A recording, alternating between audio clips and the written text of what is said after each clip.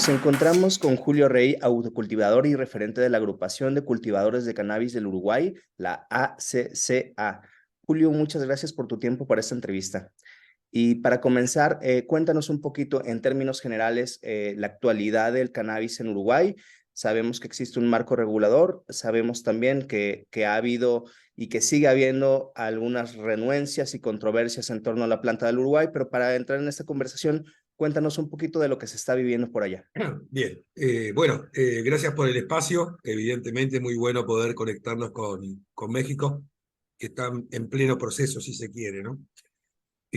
Aquí en Uruguay, desde 2013, aprobada la ley, se fueron implementando diferentes formas de acceso a la cannabis de uso adulto, además del medicinal y lo que hace al cáñamo industrial. En lo que nos ocupa, que supongo que es principalmente el uso adulto, hay 3 vías de acceso, que son los clubes de cannabis, con hasta 40 socios y 99 plantas en flor para el usufructo de esos socios. El expendio de hasta 40 gramos mensuales a través de las farmacias inscriptas en el sistema, y es necesario decir que a 10 años de aprobada la regulación en Uruguay, apenas el 3,7% de las farmacias existentes en el país, de las 975 farmacias concretamente existentes en el país, apenas ese 3,7% han aceptado expender cannabis. Y el cultivo doméstico de hasta 6 plantas en flora simultánea y el resultado de su cosecha, donde se establecen cantidades de hasta 480 gramos anuales que no son taxativas. Esto implica que excedidas esas cantidades no necesariamente se constituye delito, principalmente porque hay una presunción de destino lícito. Ese cultivo doméstico, más las otras formas de acceso también, se pueden realizar mediante un registro, cuyos datos personales están protegidos a su vez por habeas data, que es una ley que protege justamente los datos personales en plataformas electrónicas. Bueno, más allá de la letra y de la implementación de estas formas de acceso, es evidente que una forma de operar del prohibicionismo en contra de la marihuana y sus cultores no iba a cambiar de la noche a la mañana.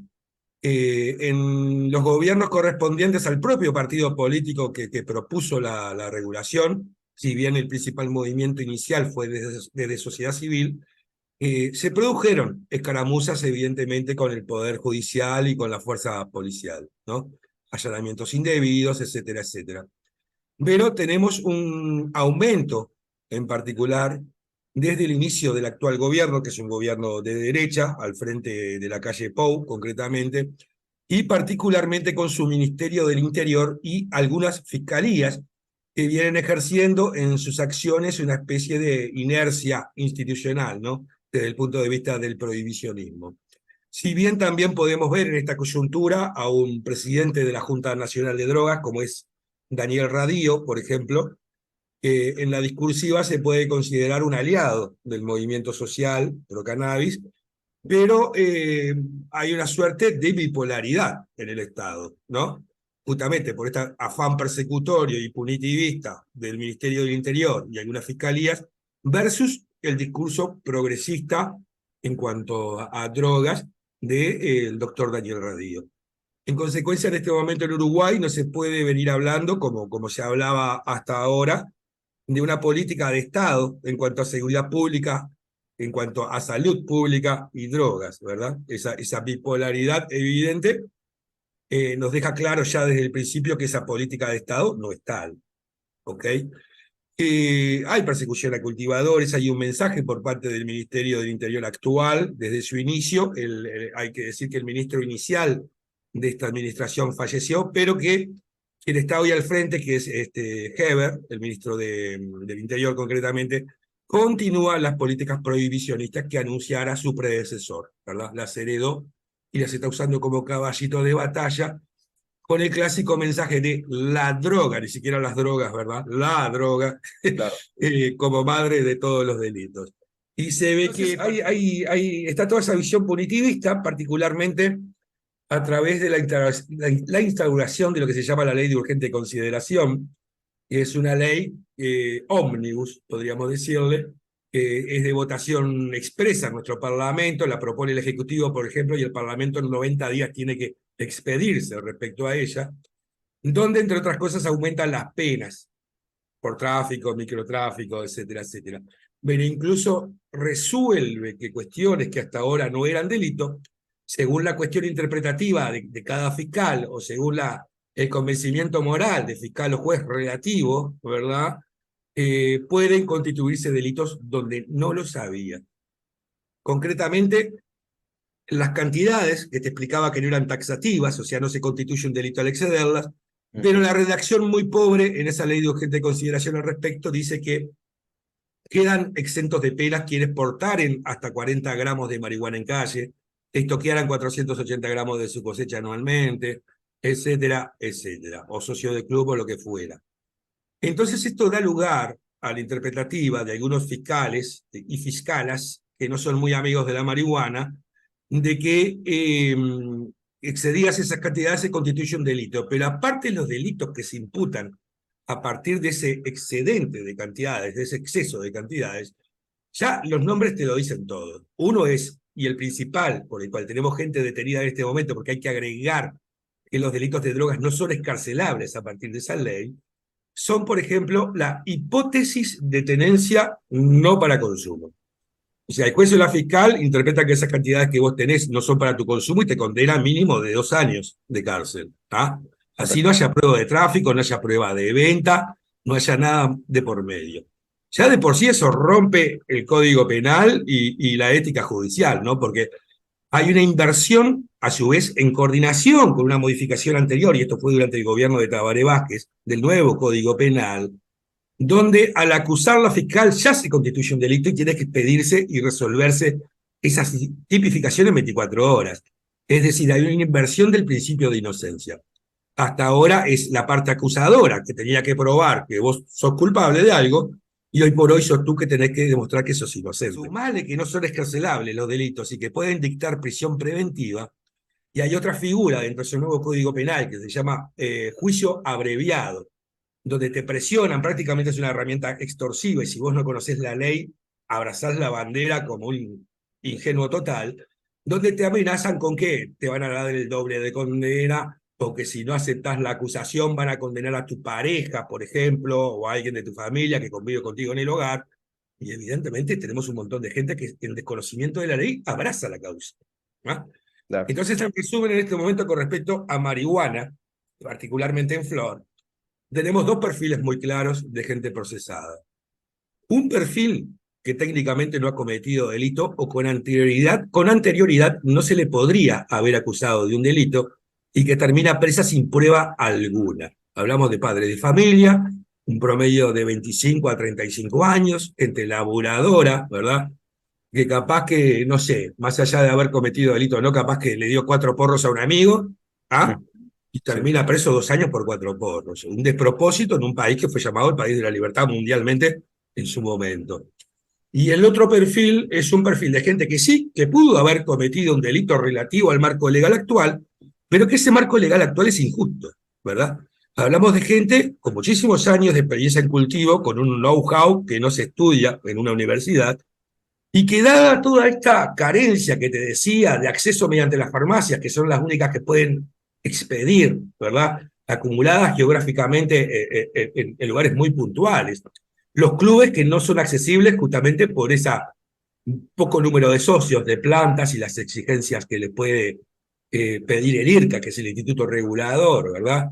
Todo eso lleva evidentemente que al autocultivador o sobre el autocultivador se ejerce una presión muy grande por parte de amigos, de círculo de amistades principalmente, para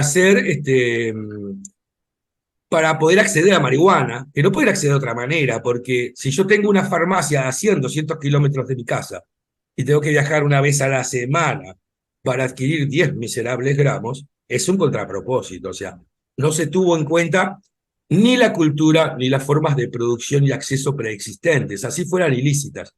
Entonces, esa gente que rompió, ese otro perfil, ese segundo perfil que rompió la ley, perfectamente, si se le habilitara, si hubiera voluntad política, podrían expedirse pequeñas licencias de producción, nuevas formas de expendio, ya sea coffee shop o un expendio de cannabis propiamente, ¿ah?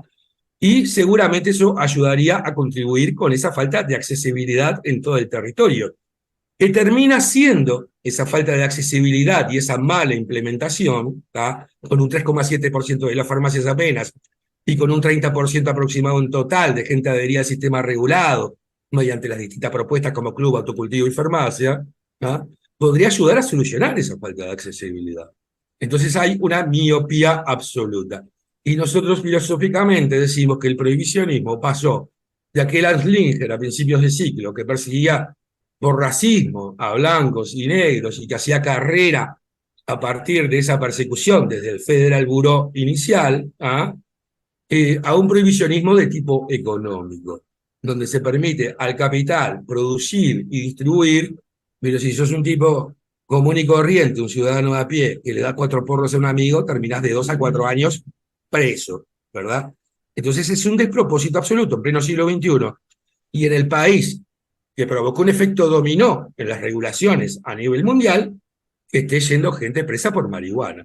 Entonces es increíble que a 10 años el movimiento social del reclamo siga siendo el mismo, ¿no? O con una breve modificación. Desde un principio fue no más presos y presas por plantar, ¿verdad? Hoy por hoy es no más presos ni presas por marihuana directamente. Y justo en esta línea preguntarte, ahorita estamos en un punto en Uruguay lejos de ver un mercado o una oportunidad de mercado internacional.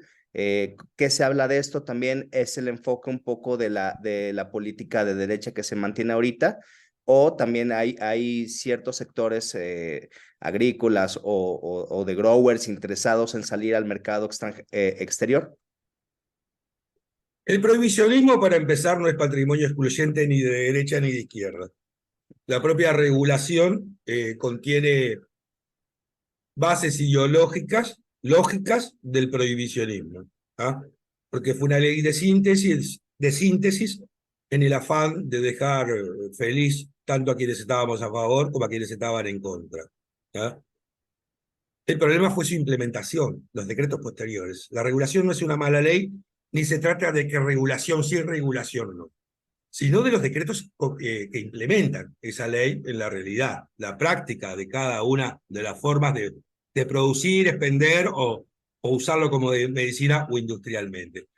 Pero yendo a tu pregunta, la traba ha sido permanente, no solo para el aspecto recreativo, también para los aspectos industriales y medicinales y terapéuticos.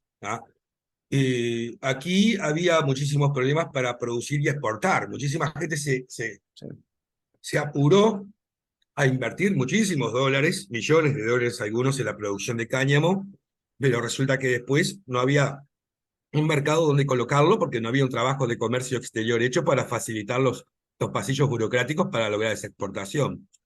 En ese sentido, sumale también una dirección del área de toxicología del Ministerio de Salud Pública que era contraria a todo esto y que trabó permanentemente durante la administración anterior y esta la exportación de eso. En consecuencia, había muchísima gente que invertía millones y veía frustradas sus expectativas de hacer dinero con eso, de progresar con eso a partir de esas trabas.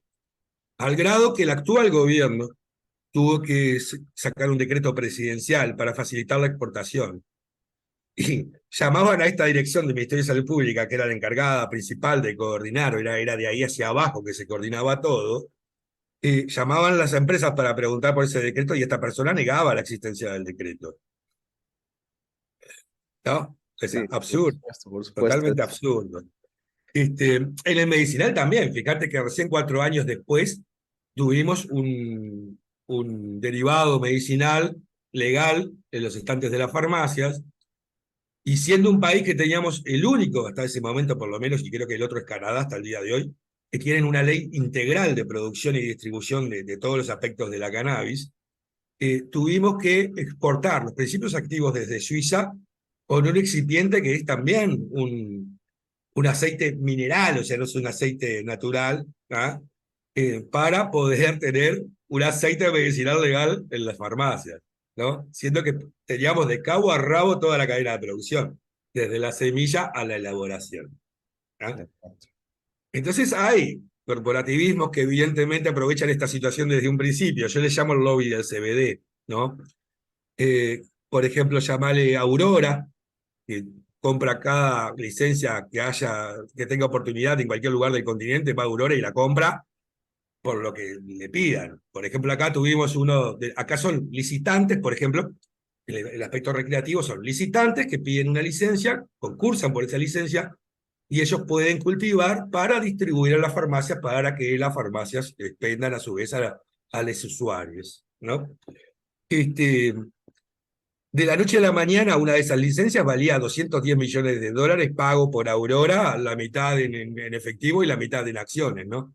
Capaz que no tenía ni el alambrado el campo en el cual pidieron la licencia, ¿verdad? Pero valía $210 millones y terminaron vendiéndola, por ejemplo, ¿no? O Exacto. sea, la especulación en bolsa. Fíjate que acá no podemos invertir, por ejemplo, el dinero, ponerlo en cuentas corrientes, porque las casas centrales de los bancos consideran que es un dinero que no pueden operar, ¿verdad? Y estamos hablando de marihuana legal, estamos hablando de farmacias y de licitantes y del Estado. Bueno, parece que el dinero del narcotráfico fuera más potable para ellos. Pero está, ese es otro cantar. Todo un aspecto, ¿verdad?, de tener una injerencia en una legalidad local que es insufrible. Y eso también, más allá de oposición moral por parte de los farmacéuticos para extender marihuana, que es lo que más hay, también juega, ¿no? Porque varios fueron amenazados que si vendían marihuana les bajaban las cuentas bancarias, por ejemplo, ¿no? O sea, Claro, digamos que la coacción también o la coerción viene del lado financiero, como mencionas, es un provisionismo económico y justo está afectando a las personas que quieren o que quizás quieren integrarse a esta gran cadena de valor que no tiene la inversión en comparación con grandes capitales extranjeros, por supuesto. exacto. Hablando un poquito más hablando un poquito más de lo que ocurre a pie de calle entre la comunidad canábica uruguaya, desde la perspectiva que tienen, cómo se van manejando o cómo se reciben en un país con una regulación tan avanzada. Temas de Latinoamérica, por ejemplo, las regulaciones en Colombia, las regulaciones en México. ¿Convendría también discutir los fenómenos Latinoamérica para hacerlos, digamos, hablar de un gran bloque o hablar de grandes cambios a escala continental? La lucha es continental. Y la realidad es la misma, más allá de las pequeñas diferencias locales en todos los países, ¿no? Lo del lobby del CBD, lo de Aurora Presente y otros más, es una realidad constante, ¿verdad?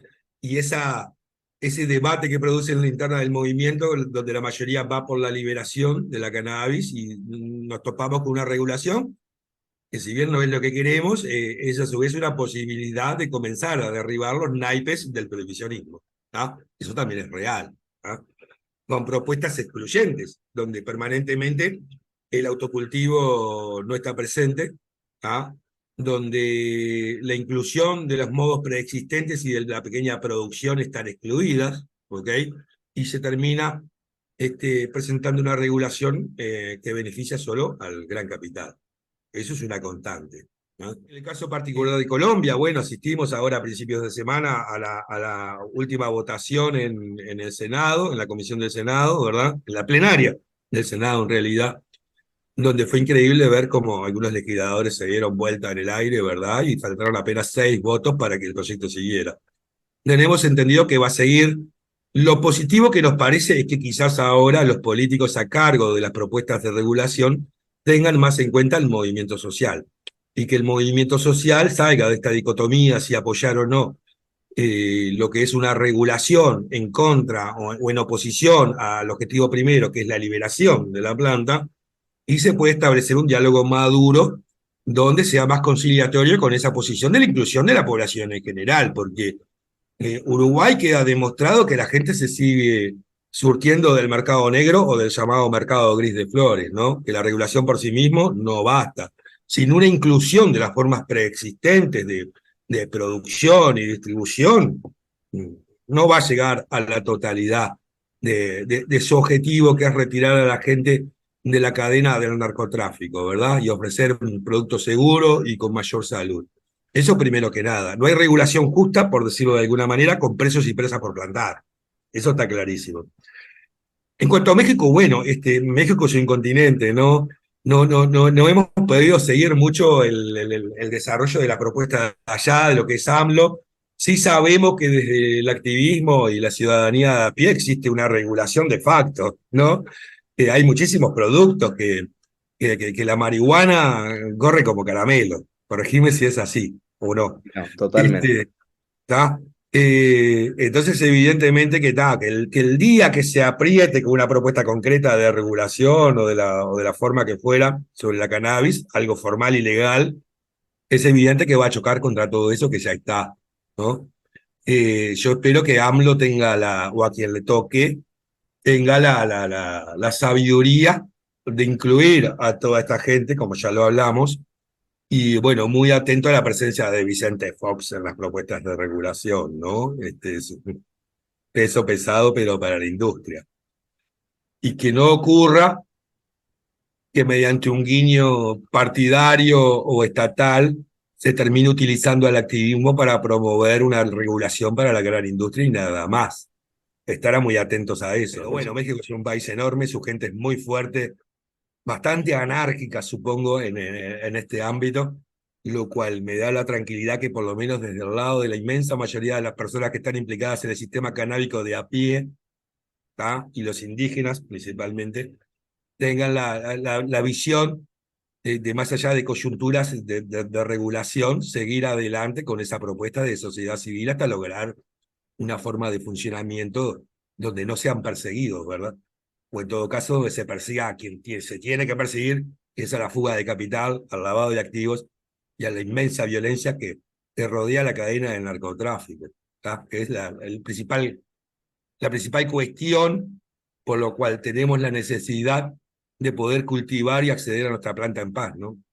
Por supuesto, y ya para ir cerrando esta conversación, Julio, preguntarte un poco sobre los estigmas persistentes de la cannabis, no solo que los vemos por toda Latinoamérica, también en Uruguay vemos también ciertas informaciones o tú me dirás si son falsas informaciones o falsos estudios que ya sabes que indican sobre fenómenos de consumo, de mayor consumo entre adolescentes, mayor consumo entre población joven así como ese, ¿qué otro tipo de estigmas están en el diario, digamos, en la educación diaria de los activistas, consumidores y cultivadores de allá de Uruguay? Mira, acá hay un proceso de aceptación de la cannabis muy palpable. Antes de la regulación, apenas un 24-25% apoyaba lo que hace a la marihuana, ¿no? Según las encuestas. 10 años más tarde, más del 48% o más del 50% acepta el uso recreativo, cosa que es fabulosa. Y si hablamos de la medicinal o del terapéutico, bueno, llegamos a más del 90% probablemente, con esas doñas que hoy por hoy ven la marihuana como cualquier yuyo que usaban en su época, ¿verdad? Que de hecho así ha sido. La prohibición, si sacamos la cuenta con los 5.000, 7.000 años de historia que tiene la marihuana junto a la humanidad, no ocupa ni siquiera el 0,000,1% de esa historia. El experimento no es la regulación o la legalización de la marihuana, el experimento es la prohibición, ¿no? Pero tú me preguntabas por esos estudios que presentan, que se los estamos viendo. Las discusiones parlamentarias son como volver a nuestro pasado cuando las miramos, ¿no? En referencia a Colombia, a Brasil, etcétera, etcétera. ¿Ah? Y sí, hay mucho informe falso. Acá no hubo una explosión del consumo de marihuana. Acá hay crecimiento, sí hay, pero se mantiene según la curva regional, o sea, en aquellos lugares donde está prohibida. O sea, no explotó a partir de la regulación el consumo de marihuana, ni hay zombies tirados en las esquinas como predijeron los abstencionistas o los religiosos, por ejemplo, ¿verdad? ¿Ah? La gente va muy ordenadamente a los lugares donde se adquiere marihuana legalmente, y no ha habido, y vemos golpes bajísimos, bajísimos de gente que en realidad debería estar presa, no en un parlamento con lo que dice, vamos a decirlo. Porque se habla de que acá aumentó el índice de suicidios, cosa que no es real. La accidentología, la gente en las emergencias, no hay ninguna realidad de eso. ¿Ah? No, en los estudios formales, Observatorio Nacional de Drogas, por ejemplo, en coordinación con los observatorios de la región establece que ha habido mayor crecimiento, por ejemplo, en Chile, del guarismo de consumo, donde está prohibido aún, ¿ah?, que en Uruguay. Y que la curva uruguaya acompaña acompasada y suave y armoniosamente el crecimiento de consumo en la región. Lo mismo que cuando se pone a los niños por delante. Por favor, la regulación es para mayores de 18 años, es absurdo. Parecen la señora de los Simpsons cuando dice, ¡ay, quieren pensar en los niños! ¿No? Claro. Y así están, y son argumentos, y discúlpenme la expresión, argumentos asustaviejas, porque son para asustar a las doñas. ¿Ah? Lo mismo que piensan que los van a obligar, le van a poner una pistola en la cabeza y los van a obligar a fumarse un porro, pareciera. No, señores, esto es para dar mayor seguridad a la gente, para que la gente no se vea expuesta a la violencia de las bocas o de las ollas, y para que evitemos toda esa escala de violencia en cuanto a una sustancia que ni siquiera ha registrado muertos por su causa directa en la historia que tiene con la humanidad, y que es inmensamente, muchísimo menor el daño que pueda causar, al que pueda causar drogas legales como el cigarrillo o el alcohol. Entonces, dejémonos de hipocresía, démosles a la gente que utiliza marihuana por las distintas causas que lo puede usar, por recreativo, por salud o por lo que sea, y hagamos una sociedad más justa. ¿Ah? Basta de prohibicionismo, por favor, no más presos ni presas por marihuana. Excelente.